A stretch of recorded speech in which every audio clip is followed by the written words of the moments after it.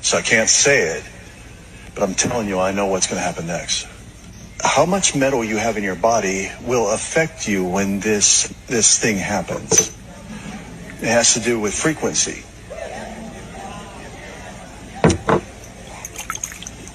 Okay, so that I stay safe, that I can come back, and I stay alive, I want to tell you something. I will give you a hint of what he showed me. It's going to happen, and you have to get rid of these metals in your body. And it could happen tomorrow. It could happen, but they're going to say it's something else. You're going to have to do your own thinking about this.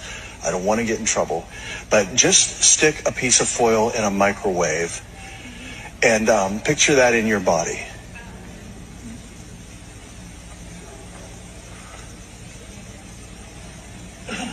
And now you know the devil's plan. Bottom line is, you got to get this out of your body.